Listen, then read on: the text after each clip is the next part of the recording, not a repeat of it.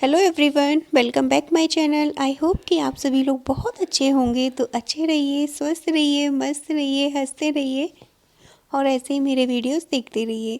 तो आज का जो वीडियो है वो बहुत ही यूज़फुल वीडियो है, सो प्लीज़ वीडियो को पूरा देखें, स्किप ना करें। वीडियो पसंद आए तो प्लीज़ वीडियो को लाइक कर दीजिएगा और चैनल को सब्सक्राइब कर लीजिए। तो चलिए फटाफट से बिना देरी किए हुए वीडियो स्टार्ट करते हैं।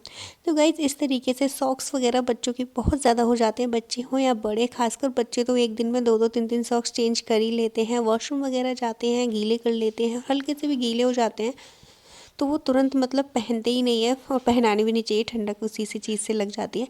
तो इन सबको जब भी हम वॉश वगैरह करते हैं और फिर इनको मतलब रखते हैं तो एक आध मिसिंग हो जाता है। तो वैसे तो आप लोगों को बहुत सारी चीज़ें पता होंगी कि आप इस तरीके से रोल आउट करके इनको अच्छे से आप ऐसे भी अच्छे से रोल आउट करके और इन्हीं के अंदर इसको इस तरीके से टक करके इजी तरीके से रख सकते हैं। ठीक है, यहाँ पर थोड़ा सा जल्दी के चक्कर में मुझसे उल्टा हो गया था, तो आप इस तरीके से इसको अच्छे से टक करके और कहीं पर भी रख सकते हैं। तो ये आइडिया तो आई होप कि आप सबको पता ही होगा।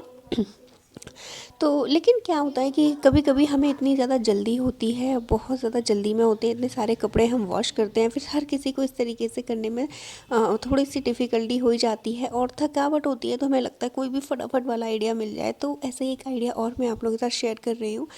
तो अगर आप इस तरीके से नहीं करना चाहते हैं, अगर आपके पास इतना टाइम नहीं है, तो आप क्या कर सकते हैं, सिंपल आपकी जो भी सॉक्स पेयर हो आप उसको ले लीजिए। और यहाँ पर मैं जो ज़्यादातर फॉलो करती हूँ, जब भी जल्दी में होती हूँ, मुझे जल्दी जल्दी कपड़े रखने होते हैं, तो मैं ऐसे ही फॉलो करती हूँ। या तो मैं इस तरीके से एक सॉक्स के अंदर ही दूसरा सॉक्स इस तरीके से डाल के रख देती हूँ, जिससे कि कोई भी मतलब गुम ना हो जाए। और नहीं तो मैं दूसरा आइडिया इस तरीके से एक के अंदर एक दूसरे के अंदर इस तरीके से नॉट बांध देती हूँ, तो भी हमारे इस तरीके से नहीं होते हैं। तो ये बहुत जल्दी हो जाता है, इसमें करीब आधा मिनट लग जाता है। तो ये वाले पार्ट को करने में सिर्फ आपको 2 सेकंड ही लगते हैं। तो मैं इस तरीके से ही करती हूँ और जब भी मुझे प्रॉपर टाइम मिलता है तो मैं अच्छे से एक्यूरेट करके रख देती हूँ। वरना बच्चे तो डेली में चेंज करते ही हैं, तो बार बार रखना उतारना काफ़ी डिफ़िकल्ट हो जाता है।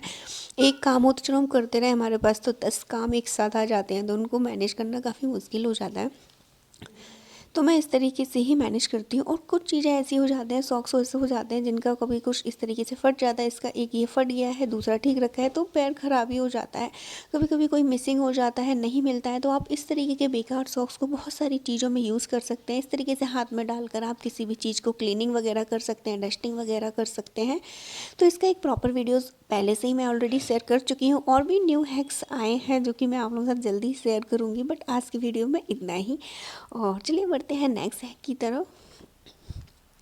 तो गाइस, मेरे पास एक सल्फर सीड जो होती है वो पड़ी हुई थी। ये काफ़ी वार्म होती है और काफ़ी मतलब अच्छी होती है, सॉफ्ट होती है, हमारे पैरों को बहुत आराम देती है। तो आप इसको अपने जो भी आप फुटवेयर पहनते हैं आप उसमें लगा सकते हैं। लाइक आप स्लीपर कोई भी चीज़ पहनते हैं, स्लीपर पहनते हैं, बैली वगैरह पहनते हैं, तो उसमें आप डाल सकते हैं।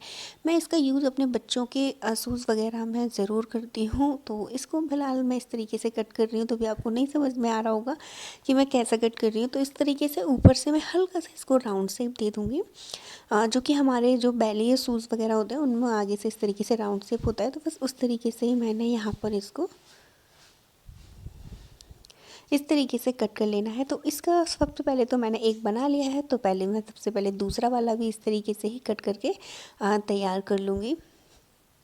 तो कई बार क्या होता है ना कि बच्चे जैसे शूज़ वगैरह पहनते हैं, तो जैसे वॉशरूम वगैरह उन्हीं को चले जाते हैं तो गीले कर लेते हैं और हल्के से भी उनकी जो नीचे वाली तलह होती है ना वो गीली हो जाती है, तो वो बिल्कुल भी कंफर्टेबल नहीं होती है। उसकी वजह से सॉक्स वगैरह भी गीले हो जाते हैं।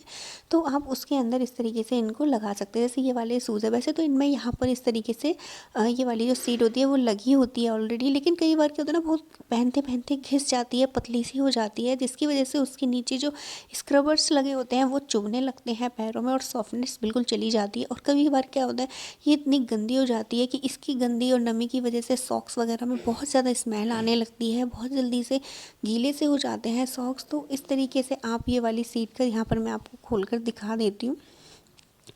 तो यहाँ पर देखिए इस तरीके से ये सीट भी होती है, इसको वॉश करते हैं तो ये और भी छलनी टाइप की हो जाती है। तो आप इस तरीके से इस फॉर्म की सीट को इस तरीके से कट करके 1 या 2 लेयर आप इसकी अच्छे से डाल दीजिए। इससे क्या है कि बच्चों में पैरों में तो गर्माहट रहती है, नमी सी नहीं आती है, और इसको ईज़ी करना भी मतलब क्लीन करना भी बहुत ईज़ी होता है, निकाल कर आप वॉश कर सकते हैं।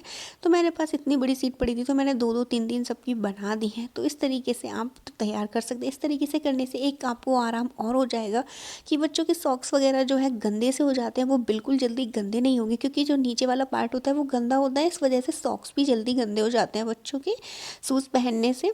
तो आप इस तरीके से बिछा दीजिए और फिर उसके बाद बच्चों को पहनने के लिए दीजिएगा, तो आपका काम भी बहुत आसान हो जाएगा।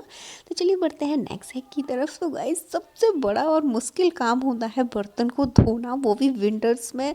ऐसी कड़कती ठंड पड़ रही है तो इस टाइम बर्तनों को धोना काफ़ी मतलब मुश्किल हो जाता है, क्योंकि बर्तन भी ठंडे होते हैं और टंकी का पानी भी इतना ज़्यादा ठंडा होता है कि बर्तनों धोने का तो मन ही नहीं करता। लेकिन क्या है कि जब धोएंगे नहीं तो वापस से खाना कैसे बनाएंगे।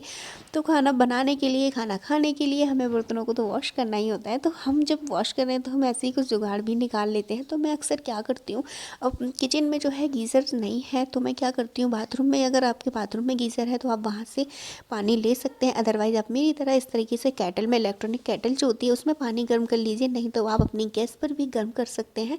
तो यहाँ पर मैंने एक टूटा हुआ कप लिया था, उसमें थोड़ा सा पानी ले लिया है, मैंने आधा ही कप पानी लिया है, और ये जो गर्म पानी था मैंने सारे बर्तनों में अच्छे से डाल दिया है। और यहाँ पर देखिए सारे बर्तनों में पानी अच्छे से डाल दिया है। जो थोड़ा पानी बचा था तो मैं यहाँ पर इस तरीके से एक छोटा सा टब होता है उसको भर के रख लेती हूँ, और इसमें भी मैं थोड़ा सा पानी डाल देती हूँ, जिससे कि ये पानी ज़्यादा गर्म तो नहीं लेकिन हाँ नॉर्मल हो जाता है। और बस फिर हम जब हमारे बर्तनों में पानी वगैरह हम डाल देते हैं तो बर्तनों में गर्म भी हो जाते हैं, और जो पानी होता है वो भी गर्म गर्म रहता है, तो बर्तनों की जो चिकनाई वगैरह होती है वो भी ईज़िली निकल जाती है।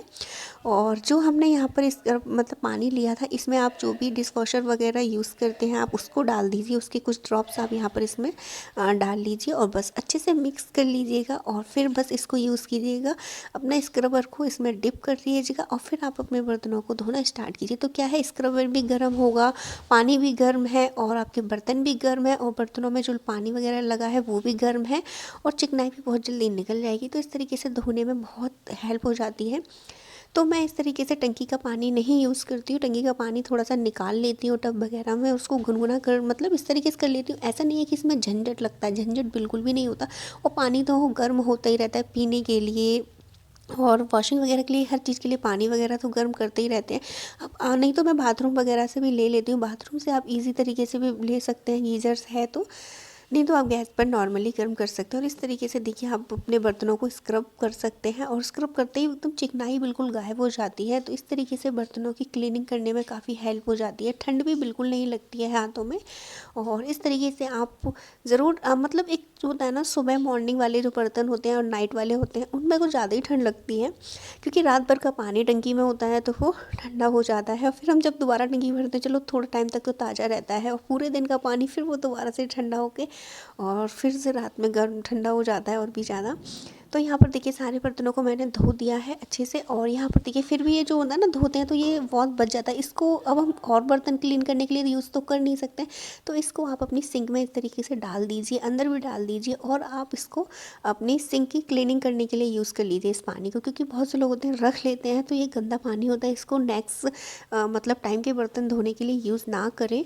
तो यहाँ पर देखिए इस तरीके से आप मतलब अपने जो सिंक वगैरह है उसकी भी स्क्रबिंग जो है अच्छे से कर सकते हैं। तो यहाँ पर देखिए अच्छे से देखिए मेरी सिंक भी उसी से ही साफ़ हो गई है, थोड़े से लिक्विड से ही साफ़ हो गई है, गर्म था तो और भी अच्छे से क्लीनिंग हो जाती है।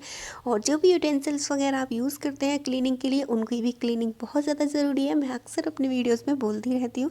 तो गाइस ये थे मेरे आज के कुछ tips and hacks. I hope कि आपको